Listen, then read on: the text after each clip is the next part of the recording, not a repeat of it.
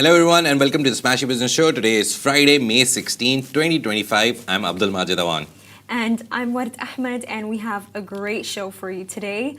Firstly, we're going to be discussing how the US and the UAE have signed a partnership to build the largest data center complex outside of the US. Secondly, Emirates is currently in talks with SpaceX to bring Starlink Wi-Fi on board to its fleet. And thirdly, UAE and Jordan have signed a CEPA that is set to boost bilateral trade between them to $8 billion by 2032. And finally, this is extremely big news. Etihad rail passenger service is to launch in 2026. And first story first, Mr. Trump, third day yesterday and today is his last day in the evening. Around evening, he will leave the Gulf finally after 3.5 days of billions and trillions of deals. But on the third day of his trip, when he came to UAE from Qatar, the UAE has signed a groundbreaking deal with the US to build the world's largest artificial intelligence campus outside America. Announced during Donald Trump's visit to Abu Dhabi, the deal marks a major shift in US export policy.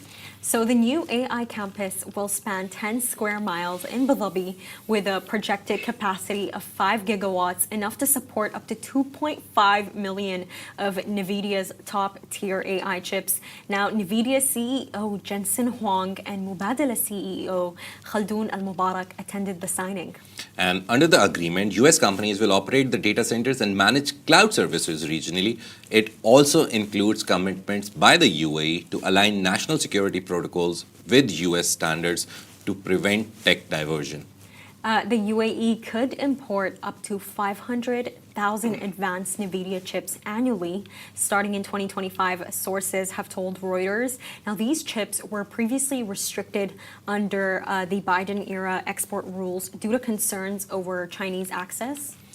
And the Trump administration reversed those limits, signaling greater trust in the UAE. Trump's AI czar David Sachs said earlier this week that Biden's export controls were never meant to target allies and strategic partners. AI was really a key focus during His Highness Sheikh Mohammed bin Zayed's Washington visit in Biden's final days. Now, UAE-linked firms G42 and MGX have invested in OpenAI and Elon Musk's XAI, and Microsoft also invested $1.5 billion in G42 last year. It was one of the most interesting days of the 3-day trip that we saw today. The trip also starts soon enough. Mr. Trump will go to Qasr al-Watan, the presidential palace. He will go there. From there, he's going to Abrahamic houses. It's a very interesting trip that he's having in the UAE specifically, because in Saudi Arabia we saw he didn't go to any monumental places. It was all business, US Saudi Forum, then GCC Saudi Forum, then lifting the sanctions. With UAE, it's very interesting that he's going to cultural landmarks as well. Even in Qatar, he didn't go to any place. Oh, wow. Yesterday, he went to the Sheikh Zayed Yeah, he is Grand definitely Mosque. spending a longer time Yeah. here. And Majid, you know what I also noticed? What we saw with Donald Trump's visit to Saudi Arabia, with his visit to Qatar, is that there was this like entire event of, him and people standing in a line to greet him. That did not exactly happen in the UAE. Yeah. It seemed almost very private, and that it was, most of the royals Yeah. meeting with Donald Trump, and then you have Jensen Huang there, and you have Elon Musk, and of course, the man himself, Donald Trump. But it seemed very private. It seemed almost very secretive. Yeah. It did not include as much people as there were with Crown Prince Mohammed bin Salman or the Qatar Qatari also, Emir. Like I just found that really interesting, and I think the reason for this is because of the fact that the UAE has already signed a partnership to invest $1.4 trillion over this decade into the U.S. The White House published a statement saying that Trump's current visit, it was 200, was it billion or million in deals? So what's happening is that yesterday was a very private event, but today the itinerary just came out, and he's going for a business breakfast today. So all the people he couldn't meet yesterday, now he'll meet today for breakfast. And then today we'll see most probably him shaking hands with, again, 100 people. I think the most difficult part I've realized in the last 3 days for a president or the head of state is shaking so many hands and then smiling all the time and then remembering who he's meeting. So yeah, the business breakfast is most probably started or taking place right now. We'll give you updates on our social media. But so there they'll meet. Apart from the 1.4 trillion that the UAE signed, that was a UAE commitment to US. $200 billion of deal are also announced by White House. The UAE hasn't announced them still, but they're going to be like, you remember we talked about how Saudi Arabia, it wasn't Saudi Arabia giving 6 billion, it was companies in Saudi Arabia, so vice versa transactions. That's how this next 200 billion is going to be. It's going to be some businesses in the UAE born or led by UAE people who will invest in US businesses and US businesses investing. So it's going to be a 200 billion transaction. And Majid, you know what's Yeah. something that I just observed? So basically, Trump's AI Caesar, David Sachs, Yeah. the first in American history, he was actually in the UAE, I believe, even before Donald Trump arrived, because His Highness Sheikh Tahnoon posted on X him and David Sachs meeting, and I think that in this case, when we're discussing the UAE, we have to discuss His Highness Sheikh Tahnoon, and we have to give credit where it's due, because I believe that he really did play a monumental role in America easing its sanctions in providing the UAE with NVIDIA AI chips, and the first deal that actually signified that the relationship with the US, with the UAE, it's getting better, they're getting closer. It was the one with Microsoft, because for the longest time ever, His Highness Sheikh Tahnoon and all the companies that he chairs, MGX, Mubadala, they all worked with China. And that first deal to basically ease them out of that process, it was Mubadala's $1.5 billion deal with Microsoft. So I think that was like that truly was a historical moment, because it led us to where we are today. The funny thing is, I was just talking to one of our commercial people, Umar, outside, and he was like, "Oh, it's all Trump on our timeline." I was like, "Yeah, it's a historic visit. It's like the biggest story. Even like if people had announcements at this time, they're not announcing it." But we went to this point and we talked about Microsoft. Microsoft is doing so much in this region, 1.5 billion last year with us. Then they are training UAE government employees, Saudi government employees. There's so many initiatives that they've taken here. But recently, like 2 days or 3 days ago, they announced that they're firing 3% of their staff globally. And that's about, I think, 6,000 people. So it's not just that it's a rose garden out there from Microsoft.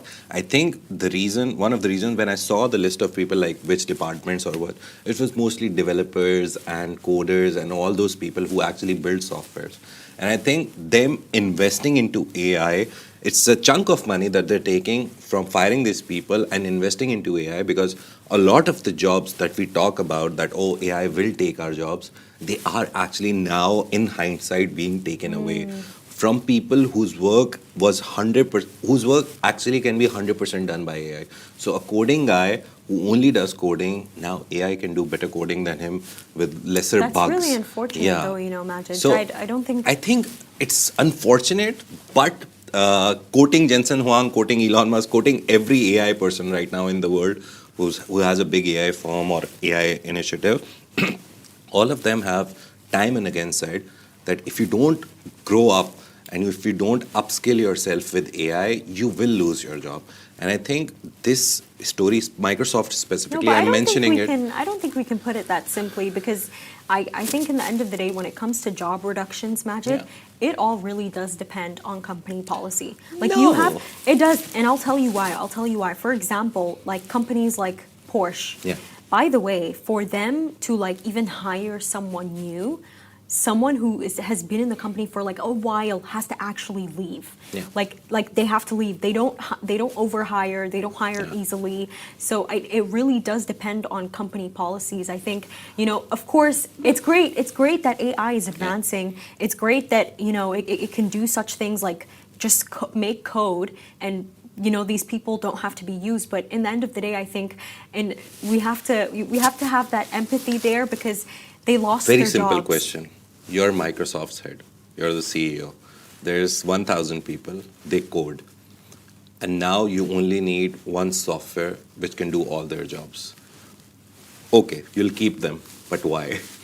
There is no reason to keep them because I get what you 100% mean. of their job. I understand. I understand what Microsoft is thinking there, but I'm that's why I'm one of those people. I like to be good at a bunch of things because I don't want to be in a situation like that.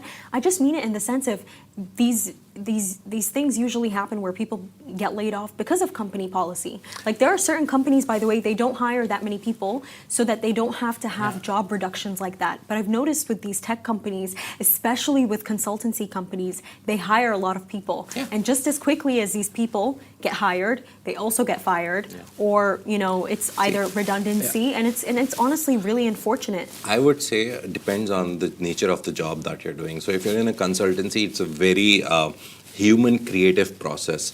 With coding and with all this stuff, it's a very machine process. So if I am a coder, if I'm coding on C++, Python, any language that you can pick right now, if I'm writing a code using that language, I know the language, it's good. But an AI software can write a code better than me. The only part where I come in as a human is if I create something new, if I want to create a new tool. So if I want to create a new tool, I know how to use that language to create a new tool, a new Microsoft or new something.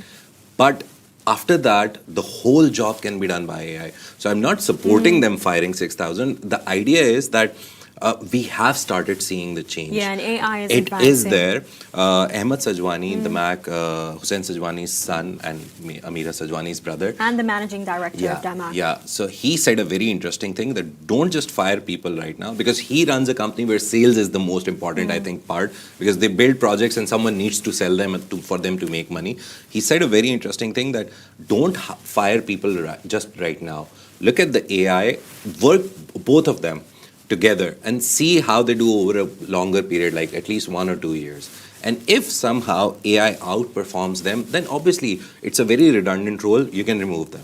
But don't just take a rash decision and just go all in into AI and be like, okay, this person, remove it, make AI. Because to be honest, right now, there's so many softwares in the world which can make calls for you, sales calls, outbound calls, they can take inbound calls.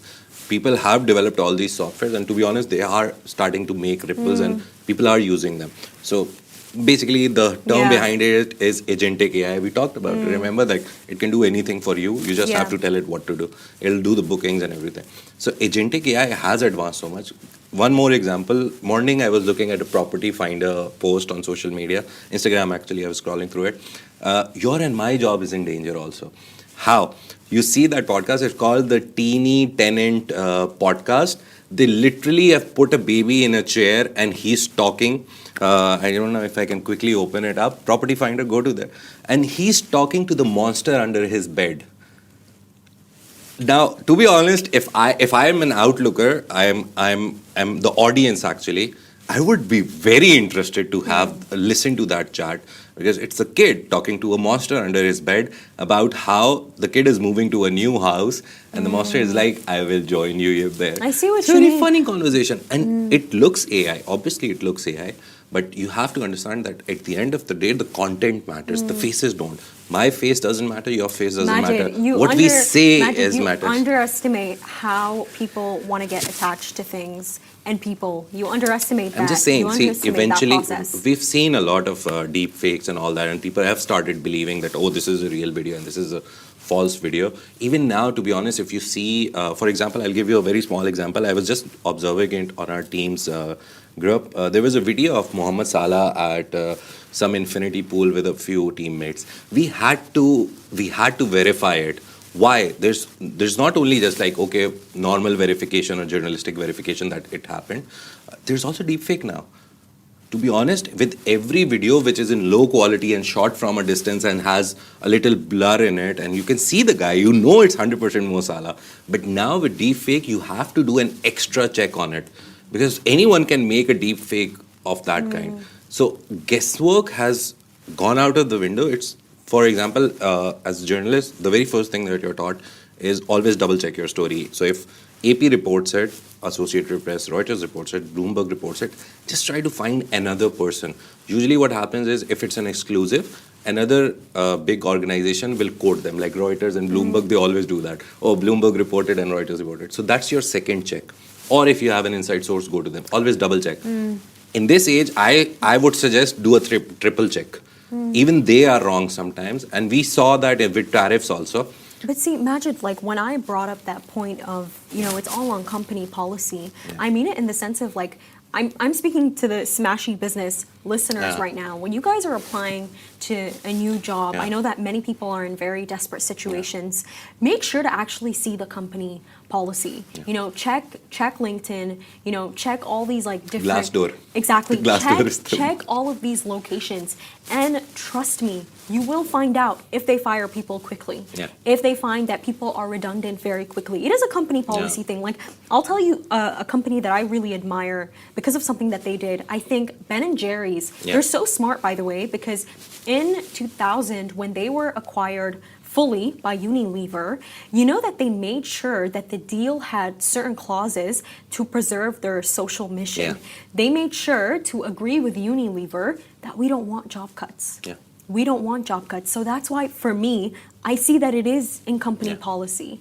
Like, of course, if you're not going to be careful when you're hiring and you're over-hiring people, those people are going to lose their jobs just as quickly. Because now with AI, like Majid, as you said, you can use it in journalism, you can use it in coding, quite literally in every single industry. So companies now, they play a role too in that they have to be ethical, and you can't give something as quickly as you take it back. That's wrong. To be honest, I'll tell you. It is wrong. It's ethically not correct. Ethically, morally, it's completely wrong. Business-wise, it's not. It's just how businesses work. See, for example, we have 110 people. I always give my example because we're very open about our financials. Even we're not listed. I think even businesses have karma, Majid. I think I don't know. I haven't run a business. I ran it for like 1.5 years in Pakistan. Never ran it beyond that. So I never became a big business to see if karma will kick back. But to be honest, let's ask Rich that question someday. It's a very interesting question. Does business have karma also? But main point, 110 people we have right now in Augustus Media. Someday there comes some AI, like chatbots. We have ChatGPT came November 2022, changed the whole landscape. In like 2 years, we've seen hundreds of millions of people losing their jobs. Not because they were useless or redundant. They didn't want to upskill themselves. So 110 people, if there is a software which can do what we do, and it does it very nicely, and we know it will, because AGI is not a distance possibility. Average general intelligence is very near. Sam Altman says it, Musk says it, all these guys always talk about AGI, because it's their next frontier. Whoever reaches there first will be the winner in the AI race. So they're trying their best to go to AGI. As soon as that comes, to be honest, this 110 people job could be easily done by 20, 30 people, and you'll need just decision makers then. You won't need tool operators or skill-based people, because that same skill with all the different variations of that skill, like an editing guy or some guy, a software would be able to do it very quickly. It's not a doomsday call, to be honest. It's just that you have to, again, Word pointed out very nicely to the listeners. We went live on Insta today as well, so I think worst case scenario, we'll see some comments if we're getting some. But the thing is that you have to upskill yourself. And it's not just AI. You look at the history of businesses. There was a time when everyone was in an agrarian society. Everyone was doing farming. But then came the Industrial Revolution, and if you couldn't build the wheel, you would not advance. So Industrial Revolution was one, then content creation, to be honest, right? A lot of people of my age still have this FOMO and this regret that we didn't start with content when the time was ripe and there were less people in content creation. And this creation. is why I love Khalaf Al-Habtoor. Yeah. Now, if you take a look at the Al-Habtoor Group founder and chairman, he is on Just social media all the time. By the way, I think he deserves an influencer award. Yeah. He's on Twitter. He's on Instagram. He has a nice social media team. You have to realize. Yeah, you're saying social media team, but at the same time, Majid, when you read the actual X posts, no, that sounds to me like exactly Khalaf like Al-Habtoor is waking up and writing it. Because by the way, he doesn't just give his business thoughts, his political thoughts. From the morning on X, he's telling all of us, have a good morning. Yeah. You know, always sends a dua in the morning. He's sending a dua in the morning. I think this is truly one of my favorite business influencers. To Yeah. me, he is on his game. He is 70 years old and he is keeping up Yeah. with the times. But just to jump to our second story today, sorry that took a bit of a while. So Emirates, the world's largest international airline, it was just announced recently actually that it is also one of the best. And making the most income in the world, is in advanced discussions with Elon Musk's SpaceX to potentially roll out Starlink satellite internet across its fleet. Now, the proposed agreement could see Starlink's high-speed satellite connectivity installed on nearly 250 Emirates wide-body aircrafts, including Boeing's 777s and Airbus's A350s. Sources familiar with the matter told Bloomberg that Emirates is weighing whether to offer Starlink Wi-Fi free of charge for all passengers or restrict access to premium cabins and loyalty tier flyers. If finalized, this would mark a major leap in the airline's in-flight connectivity offering, especially for long-haul travelers. And an endorsement from Emirates would be a huge win for Starlink Aviation, given the airline's global reach and reputation for luxury service. However, key hurdles remain. Starlink is not yet certified for the Airbus A380, Emirates' flagship jet, and it currently lacks coverage over Chinese and Russian airspace. And the UAE has also not granted regulatory approval for Starlink services within the country, which could delay any formal rollout. Despite this, discussions are progressing, with Emirates exploring flexible pricing models such as monthly seat-based rates and long-term agreements. And approval for Starlink on Airbus A350s is expected in the coming weeks. That would support the internet rollout on Emirates' newest delivery. Still, the airline may consider competitors like Viasat, already adopted by Qatar Airways and the upcoming Riyadh Air. And regional adoption of Starlink could accelerate following Elon Musk's announcement this week that Saudi Arabia has approved Starlink aviation only for maritime purpose, maritime and another purpose, not for general consumer use. And UAE authorization may follow soon, especially with US President Donald Trump in UAE in Abu Dhabi. I think with this story, really, Emirates Airline does not need Elon Musk.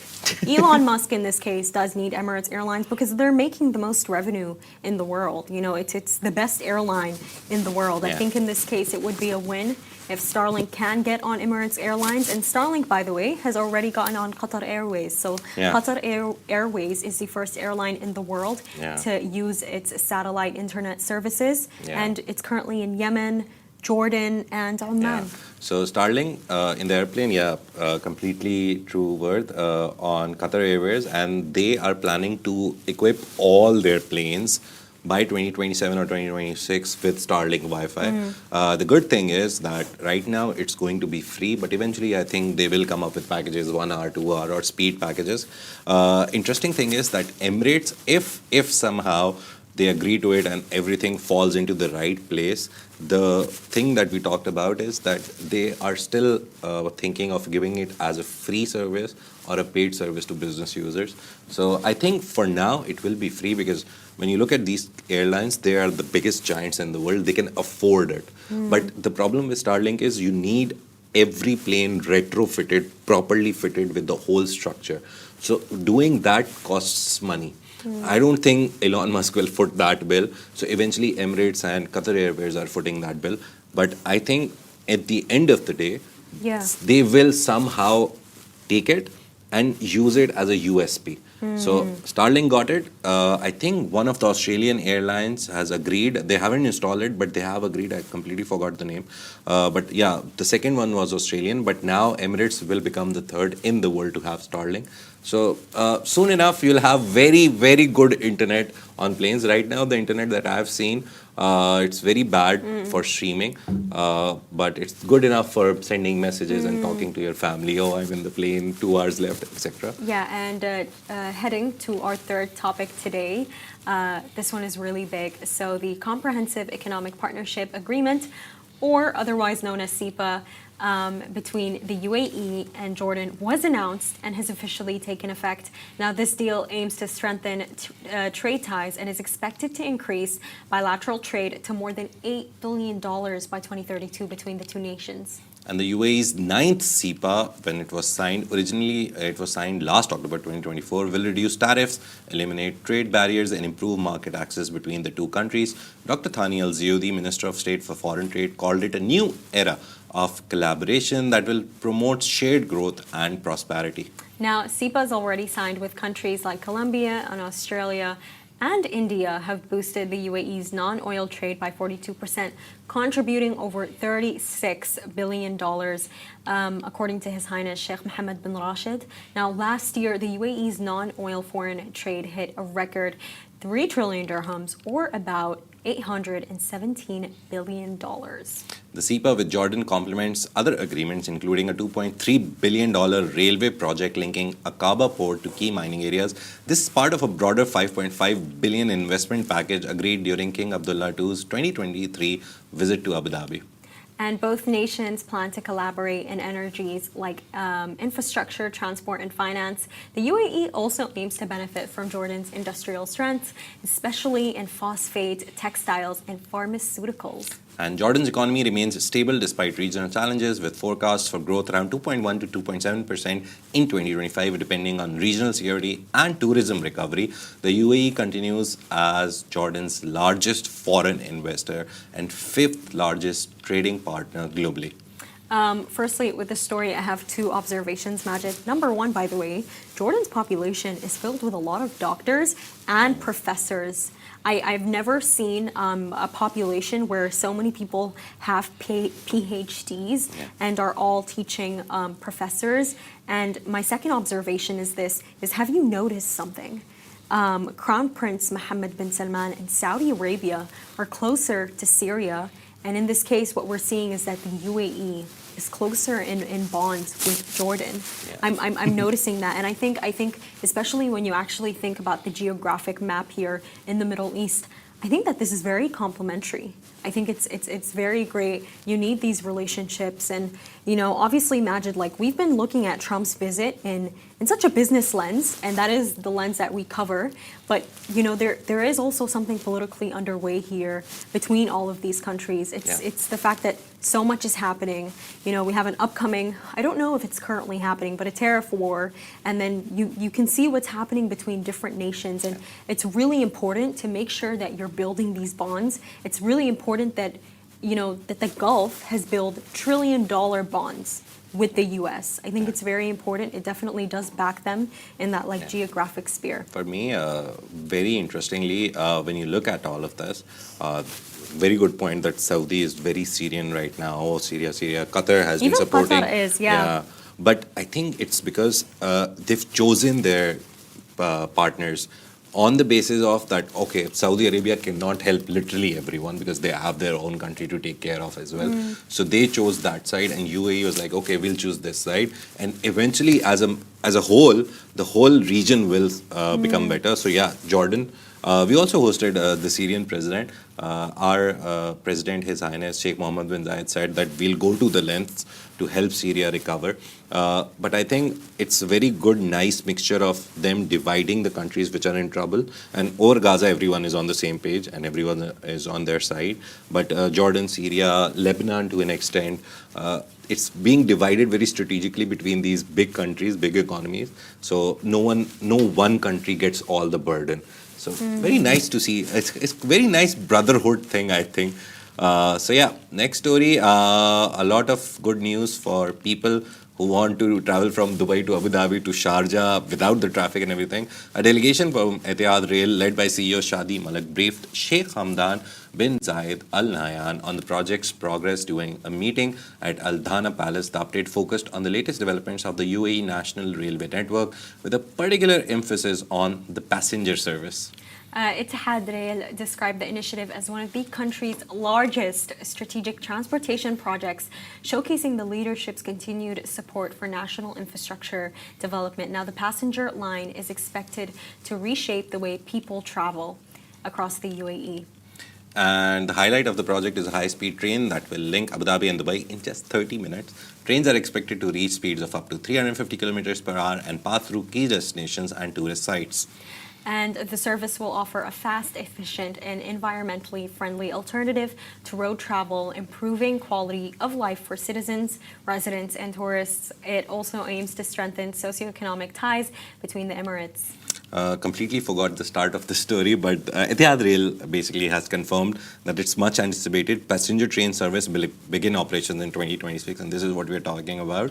And the high-speed train is projected to contribute 145 billion dirhams to the UAE's GDP over the next 50 years. Tender processes and design approvals are already underway, with further development phases to follow in the coming years. I think this is so big because we're getting a train. I mean, We're talking about air taxis always, but now finally the Etihad Rail is also going to start passenger services. And especially, I think, especially with the UAE, where you know that for them everything is about luxury. Yeah. You know that this train is probably going to have different cabins Yeah, with it has a business different class. qualities. So exactly. Yeah. So that's really exciting for everyone. And you know, imagine like when I think of these trains, like I'm thinking of my country, Sudan, and like our country.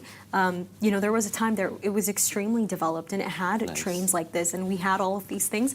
Not anymore, but you know There was a lot of infrastructure which was damaged and destroyed, right, through the war. But anyways, that's a wrap for today. Thank you so much for tuning into the Smashy Business Show. Make sure to follow us across all social media channels at Smashy Business and stay ahead with our daily newsletter. You'll find the subscription link in the description. This is the Smashy Business Show, a Smashy Business production, part of the Augustus Media Podcast Network. A big shout out to our 1.6 million monthly listeners across all our platforms. You make this possible. If you're one of them, we appreciate you. Thank you so much. Take care. See you on Monday. Bye-bye. Have a Bye-bye. lovely weekend.